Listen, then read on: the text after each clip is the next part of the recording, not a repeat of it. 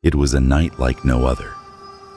The wind howled through the abandoned sawmill, rattling the old wooden beams and sending echoes through the empty rooms. Inside, a group of strangers huddled together, their faces pale with fear. They didn't know each other, yet they were united by one horrifying fact. They were trapped. And the man holding them captive wasn't just any ordinary person. He was something far worse. A man who seemed to grow larger, more terrifying with every passing minute. They had tried to escape, but each time they moved, each time they tried to make a run for it, the walls seemed to shift. The sawmill, once a quiet relic of a forgotten industry, was alive with the sounds of footsteps too heavy to ignore, and a voice that echoed, almost amused, as if the fear they felt only made the game more thrilling for him. But the worst part? He wasn't just holding them captive, he was forcing them to dance. Yes, you heard that right. Dance. A grotesque, twisted command that seemed to mock their every attempt to break free. Laughter echoed from somewhere in the shadows, a sound that twisted their insides. Was he playing a game? Or was this some kind of sick ritual? They didn't know how long they had been there. Minutes? Hours? Time seemed to bend and warp in that cursed place, each passing second stretching into eternity. The man, if he could even be called that anymore, loomed over them, his form constantly shifting, his body distorting in unnatural ways. He had the power to make the air around them feel thick with dread, to make the very space they stood in feel like it was closing in, inch by inch. And each time they failed to comply with his bizarre orders, the pressure grew. But as the hours passed, something else began to happen. One by one, the hostages started to question the nature of their captor. Who was he really? Was he human at all? And what did he want from them? Was this just a game? Or was there something darker at play? What was once an isolated group of terrified individuals was beginning to morph into something else, something united, but with a terrifying undercurrent of desperation. They weren't just trying to escape anymore. They were beginning to wonder if escape was even possible, or if the sawmill and the man who controlled it had already claimed them as part of his twisted world. But there was one thing none of them could have predicted. Someone inside the group had a secret. And as the man in the shadows loomed larger, a terrifying question began to rise. Was he really the one in control? Or was someone in that group pulling the strings all along? Stay tuned, because the true horror has only just begun. The man who held them was a figure of mystery, his identity as shrouded in darkness as the building around them. They hadn't seen his face, not clearly. At first he'd seemed just like any other man, a bit rough around the edges, sure, but nothing that would suggest he was the kind of person capable of this kind of madness. But as the hours stretched on, the truth began to reveal itself in the most unsettling ways. The captives had been dragged into the sawmill in the dead of night. It had been a quiet evening, almost peaceful, until the man showed up. His voice was deep, almost soothing at first, but there was something in his words that made their skin crawl. He didn't speak like a criminal. He didn't act like one either. He just smiled, as if this was all some strange game. "Everyone dance," he'd ordered, with a chuckle that sent shivers down their spines. At first they thought it was a joke, a sick, twisted prank, but the man's eyes burned with something far more terrifying than humor. He was serious, and if they didn't obey, they'd feel the consequences. "Why is he making us do this?" one of the hostages had whispered, clutching his arm, trying not to show the terror that had been building inside him. No one had an answer. Not really. Some of them thought maybe he was insane. Others wondered if this was some kind of test, a cruel, twisted challenge to see who would break first. But the strangest part came next. The man, who'd once been no more than a figure in the shadows, began to change. It wasn't obvious at first, not in the way you might expect. It wasn't like watching someone grow taller or stretch out of their clothes, but it was there, subtle, disconcerting. He seemed to grow stronger in some way. His movements were unnaturally fluid, as if his body had stretched and reshaped itself in ways that defied natural law. The first time one of the hostages tried to make a run for it, the man reached out.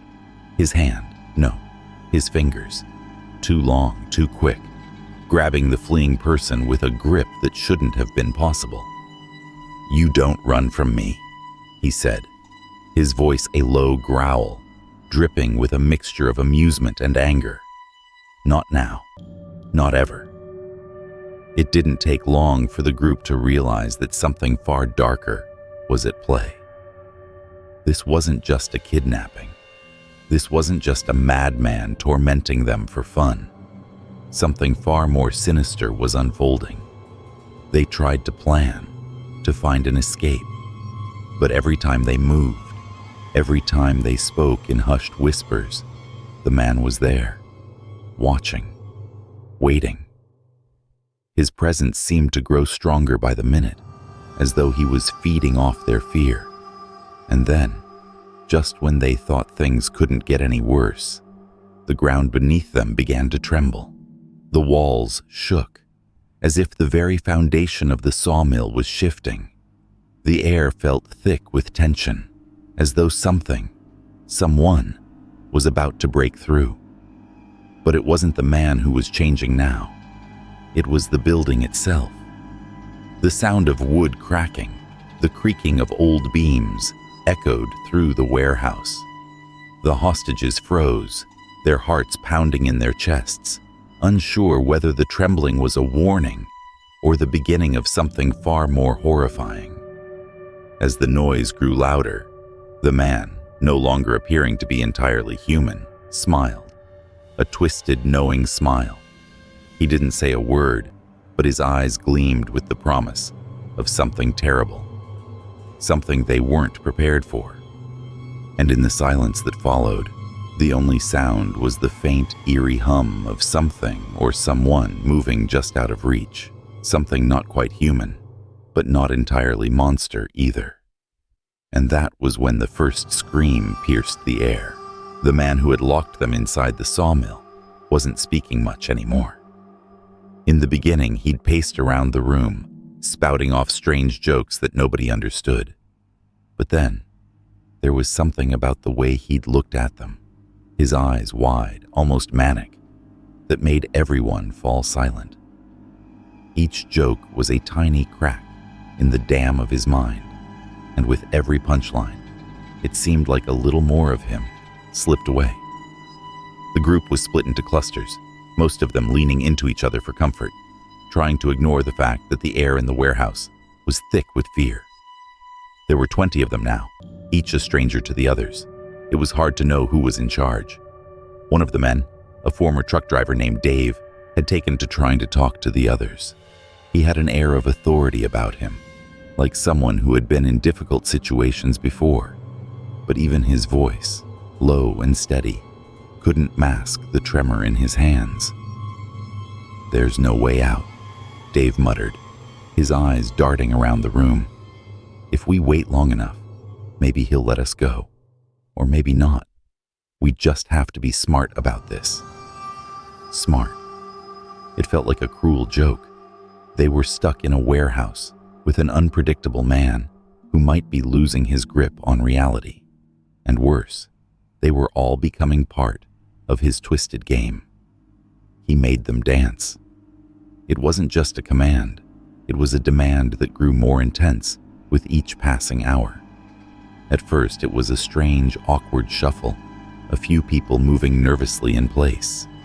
But soon, the man began to laugh louder, his booming voice echoing off the walls, encouraging them to move faster, with more energy. Kara, a young woman in her 20s, clutched her arms to her chest, looking to the others for support. She had no idea what was happening, but it was clear that something terrible was unfolding. She caught the eyes of a man sitting across from her, an older man, his face lined with age and worry. He seemed familiar somehow, but she couldn't place him. His name was William, but it wasn't his name that haunted her. It was his eyes. They looked empty, like he'd seen too much in his life to be shocked by anything anymore. "What does he want?"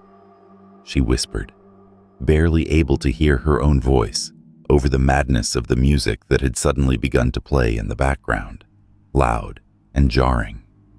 William didn't answer immediately. Instead, he just watched the man, the one who seemed to grow more frantic as the night wore on. He had stopped telling jokes and had started to yell at them, demanding they keep dancing. His voice was hoarse now, rough from overuse. His body seemed to swell with anger, like the air itself was being sucked in by his growing presence. "I don't know," William finally muttered. "But it's not about the dancing. He's trying to break us. Whatever he's doing, it's just the beginning." That was when they first noticed it, the change in the man. At first, they thought it was a trick of the light, maybe the shadows playing with their perception. But then, the air felt different, thicker, and when they looked at him again, they realized that he had grown. His limbs were longer, his shoulders broader, his eyes even wilder. He didn't just look different, he was different. And that's when they understood. They weren't just trapped. They were dealing with something far more dangerous than they had ever anticipated. The laughter came again, louder this time, sending a chill down their spines. It wasn't funny. It never had been. And as the man's figure loomed over them, they all realized the same thing. They were stuck in a game they couldn't begin to understand. The rules were changing, and they weren't sure who would survive the next round. As the hours bled into the night, the sawmill grew colder, the air thick with the smell of dust and rust. The hostages, once trembling and wide-eyed, had begun to whisper among themselves. They didn't trust one another, but they were desperate for any shred of hope. Every sound made them flinch, the groan of the floorboards, the scrape of metal on metal, the low, menacing hum of the wind outside. One man, a middle-aged accountant with glasses, had tried to make a break for it earlier. He darted for the door, but before he could reach it, the figure emerged from the shadows, his laugh echoing through the room, a low, guttural sound that made the hairs on everyone's neck stand on end. He didn't move fast, but he didn't have to. He just was, looming there in the dim light, his body stretching upward in a way that felt wrong, unnatural. The accountant froze, his body locked up as if some invisible force had gripped him, and the laughter only grew louder, more distorted. It wasn't funny anymore. It never had been. The others had watched in horror, frozen to the spot, too afraid to move or scream. And then, like a nightmare, it happened again. The man, the one who'd been telling the jokes, began to grow inch by inch, his frame expanding as if the sawmill itself was shrinking around him. His limbs stretched, his features becoming grotesque in the pale light. One minute he was human, the next, something else entirely. But it wasn't the size that terrified them. It was his eyes.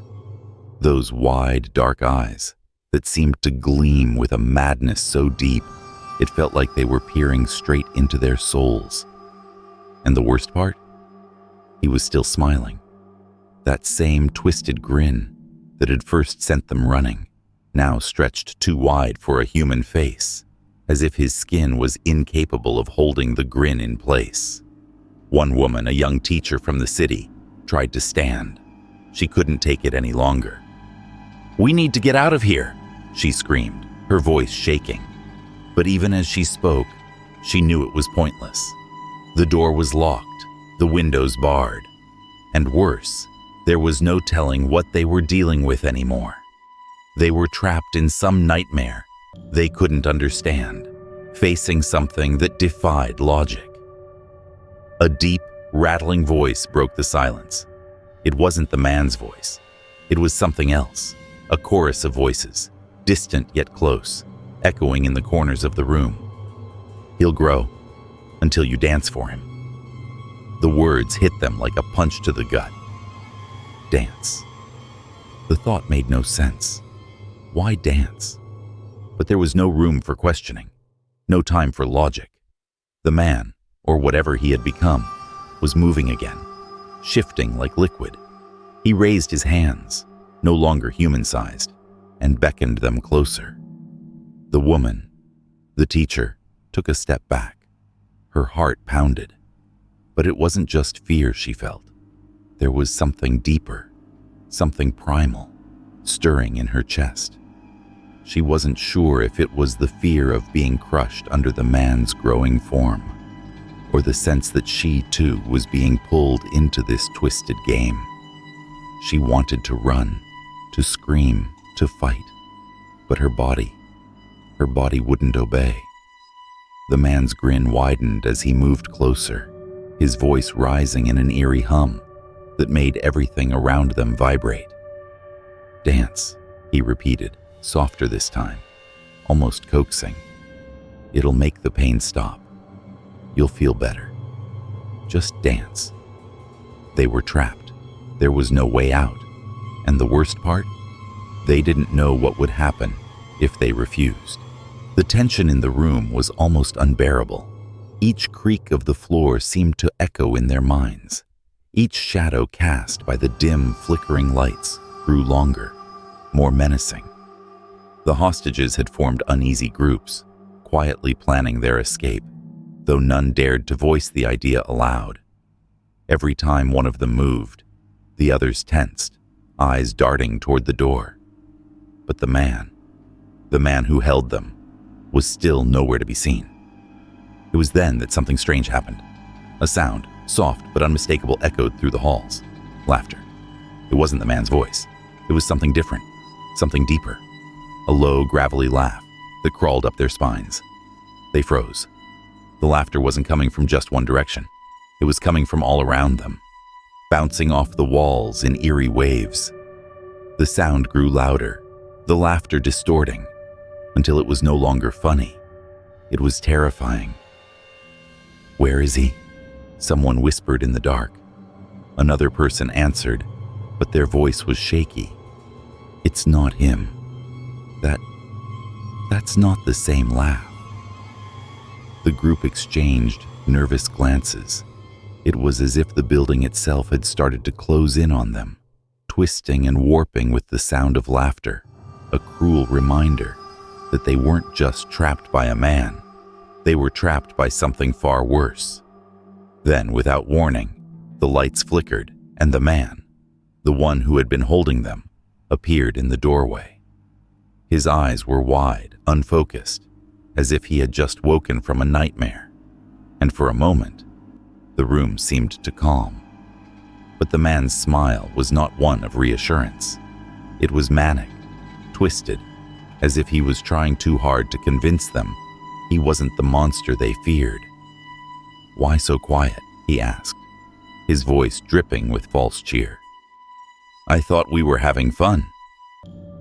He stepped into the center of the room, and the shadows seemed to gather around him, as though they too were afraid to let him go. He wasn't the same man they had seen earlier. His clothes were torn now, and his skin, once pale, seemed to glow with an unnatural light.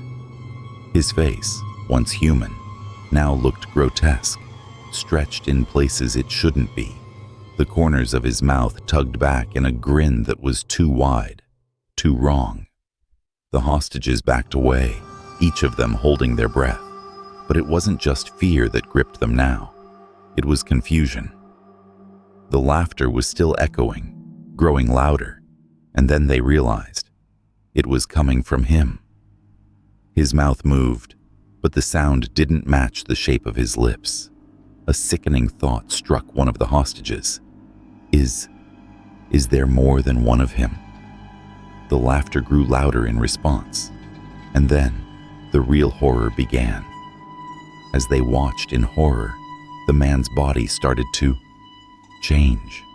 His limbs stretched, his chest expanded, his head began to twist and elongate. He grew taller, wider, until he was no longer a man at all, but something monstrous, something that barely resembled humanity. The hostages screamed, scrambling toward the corners of the room, but it was too late. The man, or whatever it was now, was everywhere, closing in on them, his laugh filling every corner, every crack in the room. The air was thick with panic, but as they turned to flee, the walls seemed to close in on them, blocking every exit. And then, just as quickly as it had all started, the laughter stopped. The room fell silent. Too silent. They didn't know what to do, where to go. They were trapped in more ways than one. The only thing they could hear now was the sound of something breathing. As the clock ticked toward what felt like the end of time, the tension inside the sawmill reached a breaking point. The hostages, on edge, had finally decided it was time to act. They had quietly planned their move, one last desperate attempt to escape. But just as they started to shift toward the door, the man who had been watching them from the shadows finally spoke. His voice wasn't the same as before, no longer filled with jokes or nonsense. It was low, cold, and almost soothing. "You really think you can escape?" he asked, his words sending a chill down their spines. He stepped out from behind the rusted machinery, his tall, imposing figure casting a long shadow over them. But there was something different about him now. He wasn't growing, not physically. Instead, it was as if his presence itself had expanded, filling the entire room with an unnatural weight. His eyes, those wild, unsettling eyes, were locked onto them. For a brief moment, no one moved. They just stood there, staring at him, each one wondering if they were truly seeing what they thought they were seeing. The man wasn't laughing anymore. He wasn't joking. The jokes had stopped a long time ago, and now there was only something much darker underneath, something terrifying. One of the hostages, a woman who had been quiet the entire time, took a step forward. Her voice trembled as she asked, "Who are you?" The man smiled, but it wasn't a friendly smile. It was something twisted, something that didn't belong in this world. "You're getting it all wrong," he said, his voice now almost tender, as if explaining something very simple to a child. "I'm not the one who's holding you hostage. You are." The words hit them like a physical blow. For a moment, they couldn't process what he was saying. But then, it slowly started to sink in. They had been trapped, yes. But the sawmill wasn't the prison. The real prison was in their minds.